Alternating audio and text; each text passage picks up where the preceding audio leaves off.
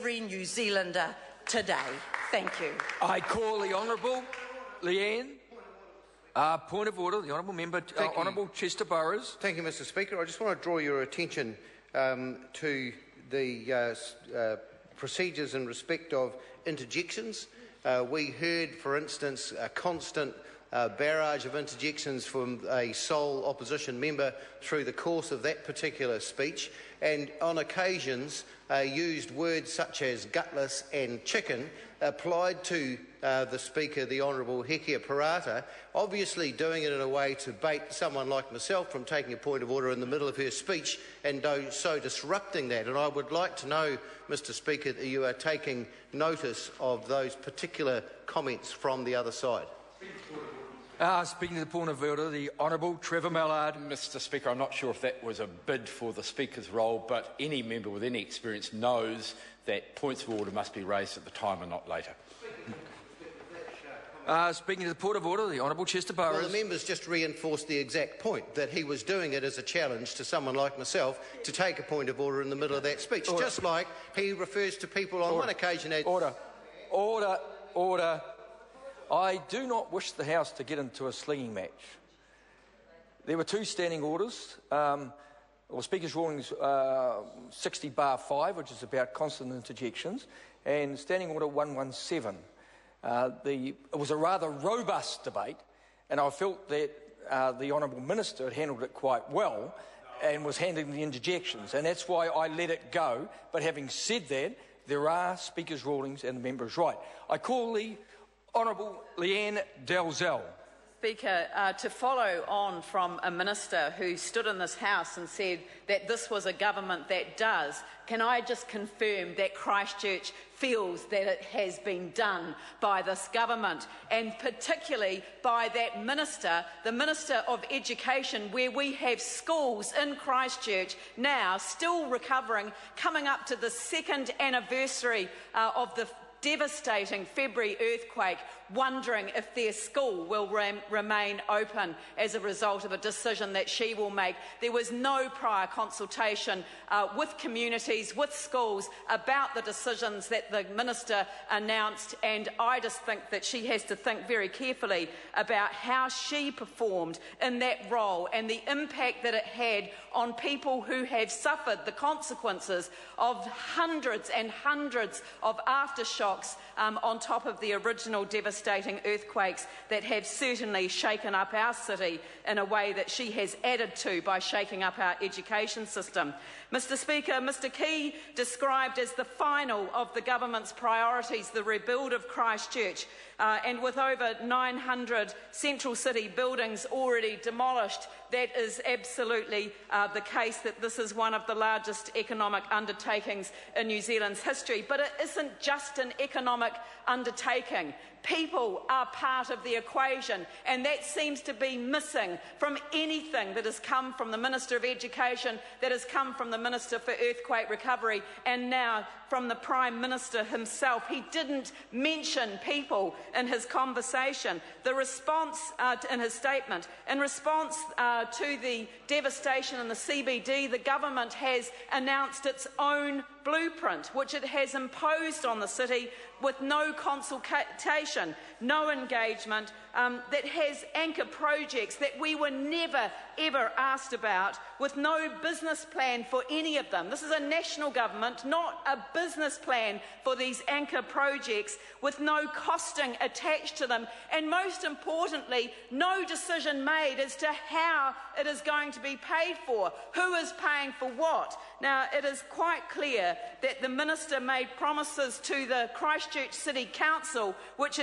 he has been unable to deliver on. The word is that the Minister promised that the government would pay the difference between their plan and the government's plans for things like the covered stadium, the convention centre, which is 4 times the size of the one it replaces. But then Cabinet said, no, we are not going to pay that difference. We're not handing that over to the Christchurch City Council, and that's what we've heard. And I want someone from the government to stand up and answer the question, how is the difference being paid for? The difference between what the Christchurch City Council budgeted for and the National Party's blueprint for the Christchurch Central development. That's what I want to know. Who's paying the difference? How's it being paid? Because I just want to make a point that if the council pays for it, they're the same people. A ratepayer in Christchurch is a taxpayer in New Zealand. So when you're divvying it up between the ratepayer and the taxpayer, all you're doing when you're choosing the taxpayer to pay a significant proportion is dumping more of it on Christchurch and not spreading the burden across that wider catchment. Mr. Speaker, this wasn't mentioned in the Prime Minister's speech because it doesn't fit the narrative. The government has not done the proper business planning that ought to be done in these circumstances, and there are a lot of smoke and mirrors on many of the things that are going on in Christchurch at the moment, with decisions being taken behind closed doors. Mr. Speaker, there is a view that the government is determined to get the council to sell our assets to pay for the blueprint, and certainly that's the methodology for the wider country. So let's sell Orion, our revenue-generating asset, without which we would not have recovered in the way that we did recover in terms of our electricity supply. We wouldn't have recovered. If that had been a private company, they wouldn't have invested the $6 billion that they invested, the $6 million that they invested prior to the earthquakes many years ago as a result of a Lifeline study was done. That investment of $6 million on the small unreinforced masonry substations, that saved damage to $64 million worth of equipment. That's a return on the investment of 10 to 1, and I believe that a private sector company would not have made that investment. But no, the government will be for sure trying to get our council to sell our revenue-generating assets so they can have the Jerry Brownlee. Now we've heard that it's the Jerry Brownlee Park. We're going to have the Jerry Brownlee Stadium in Christchurch, and that might be called a cake tin, although it will have a cover over it, so it might actually be called something else. Mr. Speaker, the Mayor has exposed this in his book, and I have read his book, and I think people should read his book because there are elements in it that have never really been brought to public light and need to be questioned. The Minister and the Prime Minister need to be challenged on many of the things that that book contains. Mr. Speaker, the Prime Minister's statement included his oft-repeated commitment to standing beside the people of Christchurch. Well, can I just say, when he says standing beside, he actually means that metaphorically, because Mr. Key hasn't come to Christchurch to stand beside the people who live in Christchurch since the initial weeks after the February earthquake. He only comes to launch plans or open buildings or, anything like that. He will not come and talk to the people. In fact, he even passes correspondence that people write to him in Christchurch on to the Minister for Canterbury Earthquake Recovery. If the Prime Minister knew anything about recovery as a process, he would know how important it is to engage community in the process itself.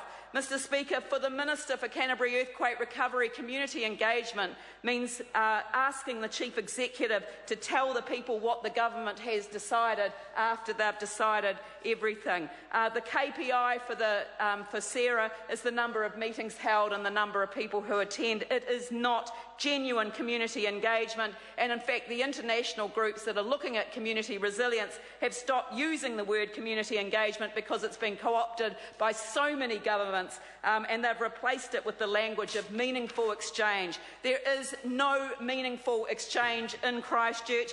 Government spin substitutes for genuine input into the redesign of our CBD. Government spin substitutes for effective communication with affected residents struggling with the years of knowing or not knowing when they can get back into their houses and get on with their lives. Government spin substitutes for the truth for those who the government says they're helping to move on in the residential red zone.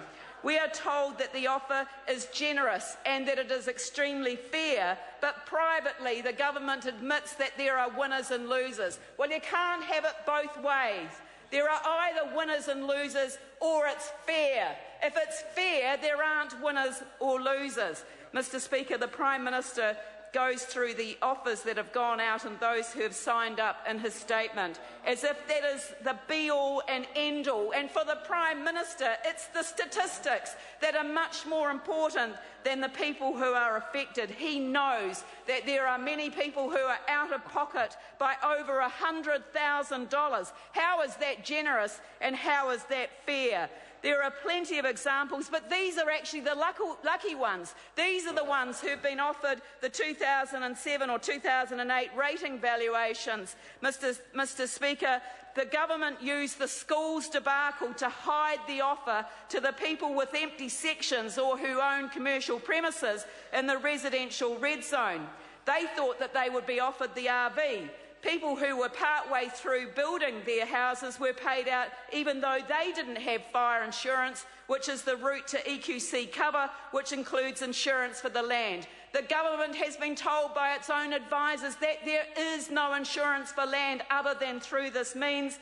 They had builders' insurance to cover the completion of the house, but the house wasn't completed, so they didn't have fire cover. Mr. Speaker, the government offered them 100% of their land value, so the other categories, those with the bare sections and those with the commercial properties, they thought, well, that's good. The government's done that for those people. They'll do that for us. But under the cover of darkness, under the cover of the announcement of the schools shake-up, the government offered those owners half the most recent rating valuations for the land. Why did they do that? Why only half? Well, the only answer that I can find is because they can. There is no transparency. There are no guiding principles. These simply go out the window when we're talking about a voluntary offer. But is it a voluntary offer? Is it a voluntary offer? Is it voluntary when the government says to somebody, you take this amount of money by this date, and if you don't accept it by this date, then we will withdraw the offer, and then at some stage in the future, we will enter into a compulsory buyback campaign, and we will... I haven't had a bell. Well, I'm sorry.